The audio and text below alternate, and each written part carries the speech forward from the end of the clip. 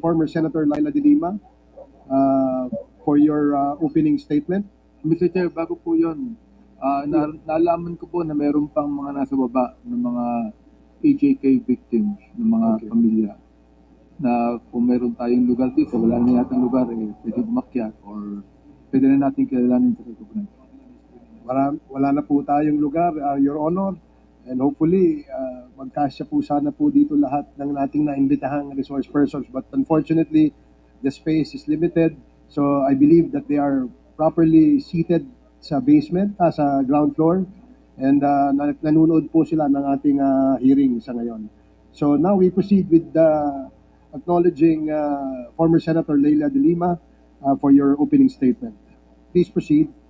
Good morning to the lead chair of the Quad Committee, Representative Barbers, to the chairs of the other committees constituting the Quad Comm, the members of the Quad Comm, members of Congress, and also good morning to the other resource persons invited for today's hearing. Actually po, I have both a statement and a presentation. Medyo mahaba po, and I was advised right before the hearing that I should cut it down. Although mahaba po talagang presentation ko. Best efforts, I will try to abbreviate.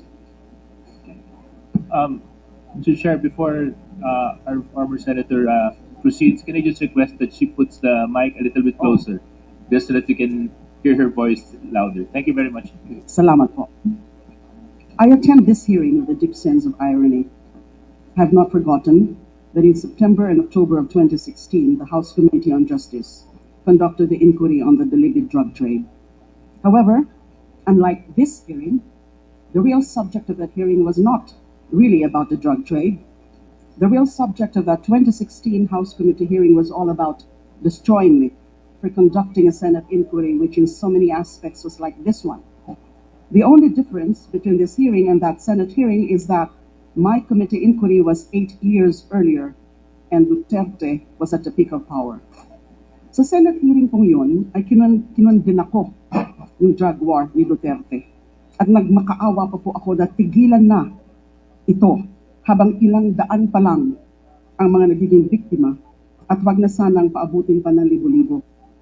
Ngunit sa kasawiang palad, wala pong nakinig sa akin, lalo na may mga mayorya po tayo ng mga senador at congressman na ayon kay Senator Bongo noong isang araw, ay walang sawa sa pagpalakpak kay Pangulong Duterte sa bawat banggit niya sa pagsulong na madugong drug war sa kanyang mga zona. Sa halip ako ay pinaaresto, pinakulong, binusalan ng halos 7 taon gamit ang mga gawa-gawang ebidensya katulad ng testimonya ng mga ilang believed drug lords at inmates. I'd like to say that the objective for targeting me was threefold: to silence me, to destroy my credibility, and to serve as an example to others. By doing all three, my message to the people against Duterte's EJKs would no longer be heard or listened to, and no one else would dare to act as a messenger after seeing what was done to me. Since all three were achieved, the EJKs became accepted by public officials and the general population. This led to more killings because no one was arresting and prosecuting the killer cops and the vigilantes. This was impunity as never seen before in the Philippines outside of Davao. Sobrang nakakalungkot na ngayon lamang nagkaroon ng napaka-komprehensibong pagtalakay ang Kamara de Representantes sa drug war at mga EJK pagkatapos ng tumambak ang libo-libong bangkay na naging biktima ng drug war. Ayon nga po kay Professor Randy David, marahil ang pandinig na ito ng Kamara ay katumbas na rin ng aming pinapangarap na Truth Commission na hihimay sa mga tunay na pangyayari sa 6 na taon na pagpaslang ng ating sariling gobyerno at kapulisan sa libo-libo nating mga kababayan. But right now, I don't want to discuss it, but my position is that pwede pa sigurong i-consider yung creation ng Truth Commission. At tingnan din natin na hindi lang po pagpatay ang naging resulta ng war on drugs ni Duterte. There are also those who were unjustly imprisoned based on planted and fabricated evidence. Ako nga po yung one of the very first victims of that. Ngayon naman po, Ito na rin po ang pinatutuo yung sa bagong revelasyon ni Police Colonel Royina Garma nang binulgar niya sa huling hearing ng Quadcom na siya ang inatasan mismo ni Pangulong Duterte na maghanap ng tao sa PNP na maasahan niya sa pag-iimplementa ng drug war alinsunod sa modelong ginawa niya sa Davao City. That's why my presentation, and I'll try to really make it brief, would cover four matters, four topics. One is the recent disclosure of Kerwin Espinosa. I'd like to comment on that. Two is the importance of the 2009 CHR investigation of the DDS to the inquiry of this committee. Three is the revelation of former Police Colonel Royina Garma that the drug war was modeled after the Davao anti-drug campaign. And I'd like also to touch the relevance of Republic Act number 9851 on crimes against humanitarian law, genocide, and other crimes against humanity in enforcing accountability. So ito na po yung aking presentation. Although meron po akong mga i-skip because actually part of my presentation are some videos, but hindi ko na po yon ipapakita because of the limited time. So nung narinig ko nga po yung testimonya ni Kerwin Espinosa last hearing, it was Senator Bato de la Rosa who ordered him to lie under oath before the Senate in November 2016. Hindi na po ako nagulat doon. Si Kerwin actually already retracted his fabricated testimony against me in April 2022, around the same time that Rafael Ragos, the former Bucor OIC and NBI Deputy Director, also recanted in accusing me of receiving money from the Libid drug lords. Dun po sa hearing sa Senado ay talaga naman, sinabi ko doon na lahat po ng mga sinasabi nila tungkol sa akin, yung pagiging protector ko daw nung illegal drug trade ni Mr. Kerwin Espinosa ay wala ho yung katotohanan. I vehemently, categorically, and firmly went on record in denying those accusations. Sinabi ko rin noon na yung mga sinasabi nila Kerwin Espinosa, ni Ronnie Dayan, and ni Colonel Espinido ay wala talagang katotohanan. In the first place, hindi nga sila magkakilala. Nauna na nilang sinabi yun before they were presented before the Senate na hindi sila mga magkakilala. Agree lang po. So ngayon po, nandito si Colonel Espinido. I saw him earlier. If the Quad Committee would be so kind as to indulge me, gusto ko sana makiusap kay Colonel Espinido. Sabihin niya na yung katotohanan. Kasi yung all he said during that Senate hearing was just let God be the witness to my innocence or something to that effect. Sana po ngayon, Colonel Espinido, sabihin niyo na rin po ang katotohanan. Kung pwede sabihin niyo na rin o i-corroborate niyo yung sinabi ni Kerwin na si then PNP Chief De La Rosa and now Senator De La Rosa ang involved or responsible for ordering the three of you to fabricate accusations against me. Now, sinabi ko rin po kanina na I'd like to discuss the relevance of the CHR investigation in the Quadcom inquiry. Maybe at this point, I cannot yet do that. Sasabihin ko lang po na mahalaga yung naging CHR investigation namin in 2009 into the DDS killings. Kasi pwede itong maging reference point in terms of painting a picture of the organization, the Davao death squad, the operation, and the implementation of the Duterte drug war from the barangay to the national level. Kasi sinabi na nga ako ni Colonel Garma, yung kanyang mga revelasyon na the extrajudicial killings, yung mga operations under Duterte's drug war beginning in 2016 was just patterned after the Davao model. And the Davao model can only refer or can only mean the DDS model or the Davao death squad. Skip muna po natin yan. Doon naman sa affidavit po ni Colonel Garma, presented and expounded upon the last hearing, I'd like to share some information we got and some findings on the Davao model of payment and rewards mentioned by Colonel Garma. This information is limited to the facts uncovered during the 2009 CHR investigation on the Davao death squad. Next slide, please. The history of the DDS can be divided into two. The period from 1988 to 1998 and the period from 2001 to 2016. So may break po. The break in these two periods coincides with then Mayor Rodrigo Duterte's hiatus as mayor of Davao City when he was elected congressman instead of mayor in 1998 due to the 3-term limit. So for brevity, I'll refer to the former mayor as MRRD. According to a witness in the 2009 CHR investigation, during the first period of the DDS from 1988 to 2000, the assassins were paid 15,000 for every victim. 5,000 goes to the police handler and 10,000 to the assassins, who at the time consisted of rebel returnees aside from the active duty policemen who were their handlers. Their safe house was located inside the Comm compound in Barangay San Pedro, Davao. After the summary execution of targeted victims, the DDS members would regroup at their safe house and divide the reward. During that time, MRRD sometimes personally gave out the kill orders and the reward money directly to the assassins themselves. Upon the return of MRRD as mayor of Davao in 2001, the DDS was upgraded into the Heinous Crimes Investigation Section, or HCIS, located at the Almendras Gym compound. The HCIS was an official unit of the DCPO, or the Davao City Police Office. The HCIS consists of both active duty PNP and civilian abanteros, or hitmen. Most of the hitmen are rebel returnees. They are supervised by PNP handlers. Each handler supervises 3 members. The task of the PNP handler is to give orders to his members as well as be responsible for their protection. According to the CHR witness, he was given a regular monthly salary of 5,000.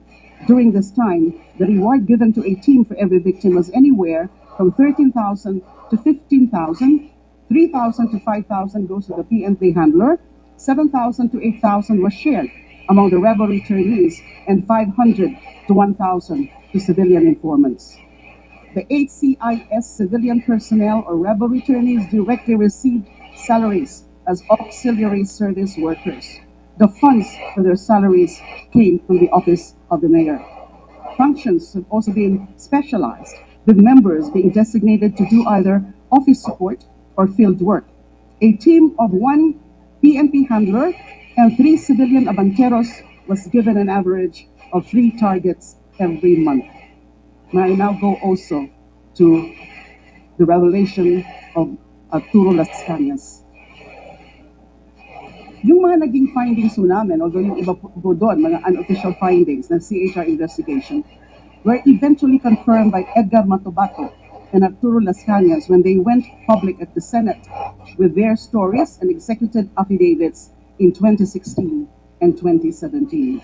Matobato executed an affidavit and was filed with the Ombudsman as a criminal complaint against Duterte and other DDS members. The criminal complaint is still pending at the Office of the Ombudsman. The most comprehensive account on the DDS from its founding in 1988 up to 2016 is the affidavit of Arturo Las Cañas, which was submitted to the ICC.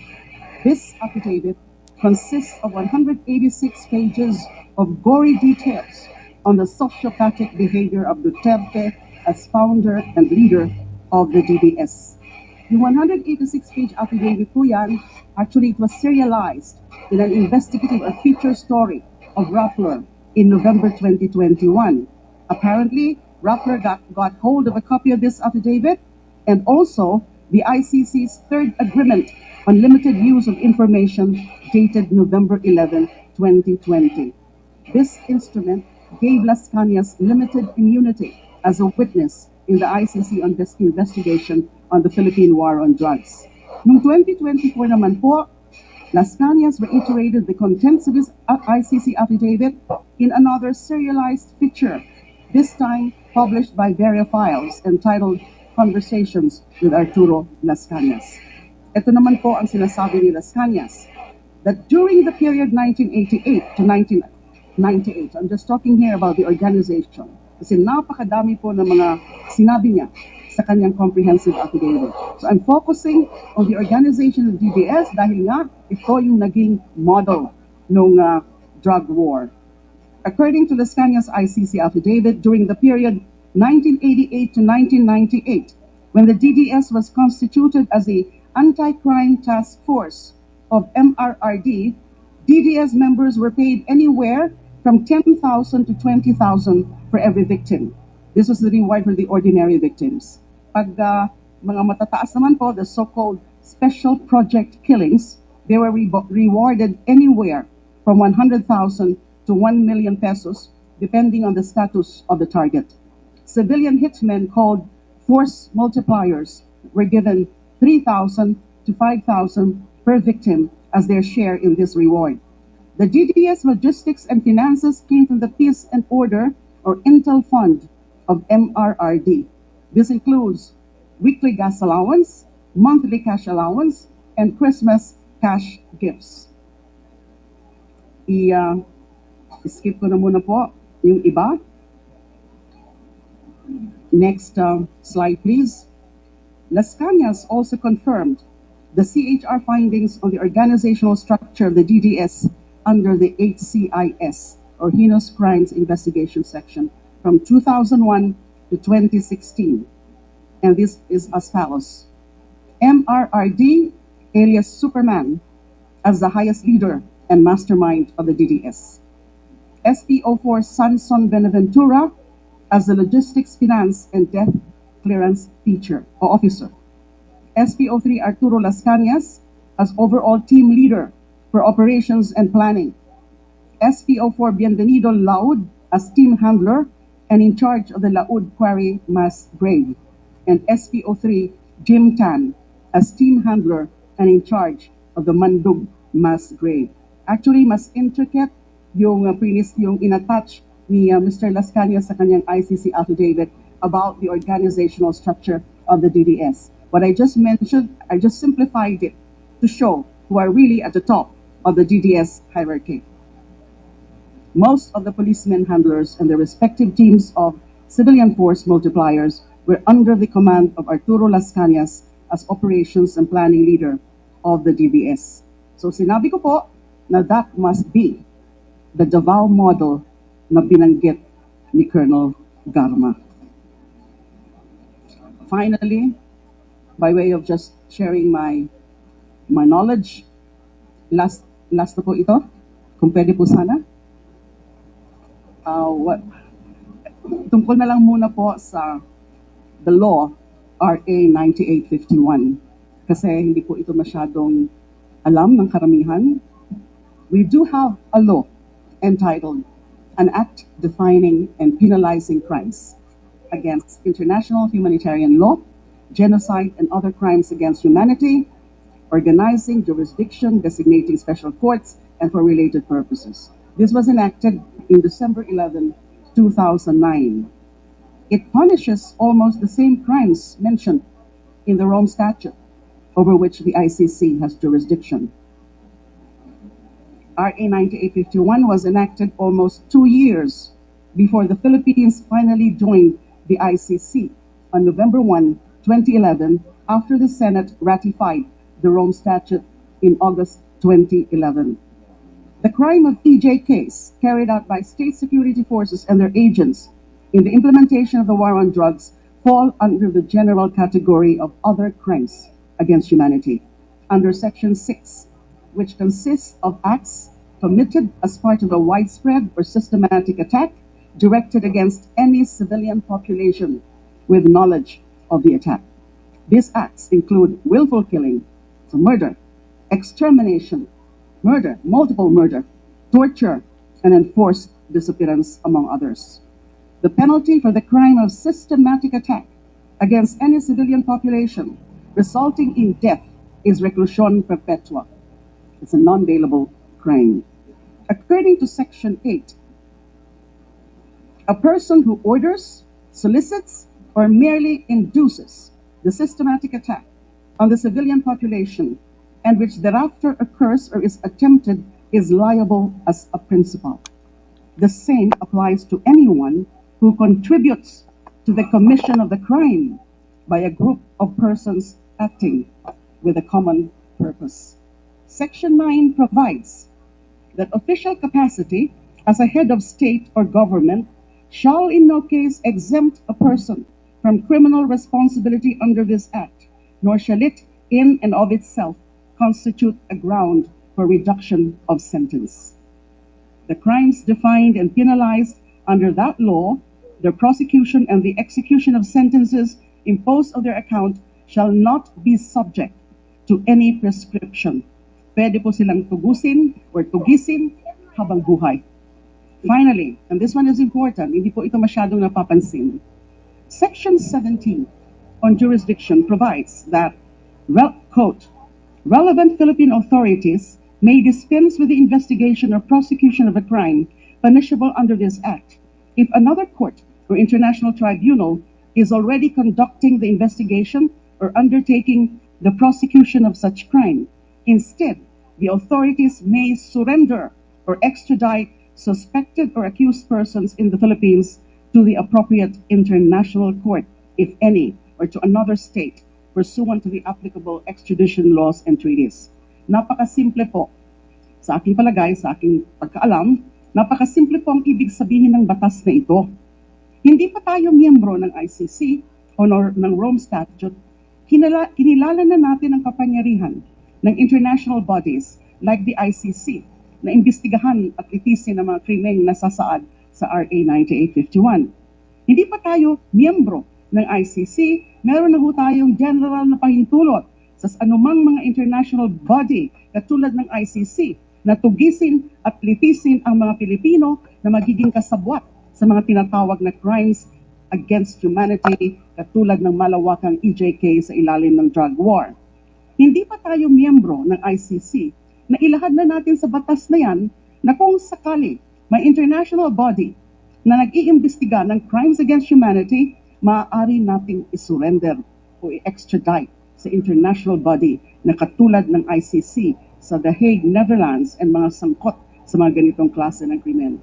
I do recognize, and I think you will agree with me, that it will be totally discretionary on the part of the Philippine authorities. Just like sa mga sa extradition po natin, na pwede natin na isurrender muna, ipaubaya muna in the requesting party, yung isang akusado na covered sa extradition treaty, pero nasa atin pa rin yun kung gagawin natin yun. Kaya ko po to sinasabi kasi through this law, we have recognized the jurisdiction of the ICC over crimes against humanity committed in the Philippines, even before we ratified the Rome Statute as a binding treaty. Sarili na po nating batas ang nagsasabi na kailangan natin makipag-ugnayan sa ICC kahit noong hindi pa tayo miyembro ng ICC, lalo na noong tayo ay miyembro na, at kahit hindi na tayo miyembro ng ICC dahil sa makasariling pagkalas ni Duterte sa ICC noong 2018. Para sabihin natin na wala na tayong pakialam sa ICC, kailangan muna nating ipawalang bisa ang batas na ito. However, I respectfully submit, rather than repeal this law, we should now take steps to retract the self-serving act of Mr. Duterte to withdraw from the ICC in 2018. We must return to the fold of the ICC. We must rejoin the community of nations who have recognized the need for an international body of nations who have recognized to go after the perpetrators of the most terrible crimes against humanity, the hostis humani generis, the enemies of humankind. Mga kaaway lamang ng sangkatauhan ang takot sa pagsasanib puwersa ng mga bansa upang matigil ng pagpatay ng walang habas sa ngalan ng Estado. But having said that, I still appreciate so much, many people appreciate so much the efforts of this Quad Committee. That can very well be indeed the Truth Commission. Kaya lang tindang mo natin, yung napaka-komplikado talaga ng usapin ng war of drugs. Kadaming biktima na hindi naman natin pwedeng busisiin lahat for every individual acts of killing. Kundi, dapat, anuhin natin, maganda nga yung nangyayari doon sa mga revelasyon ni Colonel Garma, na ganyan yung ginamit nilang model. At tinuturo mismo si Mr. Duterte. So ano lang siya? supplemental, ano lang siya, it's just corroborating everything else that we know from news reports, from other information, and from yung mga nangyayari beginning in 2016. So I just shared my views on the need to rejoin ICC kasi you can never tell in the future ano man yung resulta ng itong ginagawang investigasyon ng Quad Committee, na in the future we will have another tyrant, another mass killer for a president. So, ganun po ang aking opinion sa bagay na yan. Maraming salamat po. Mr. Chair, thank you.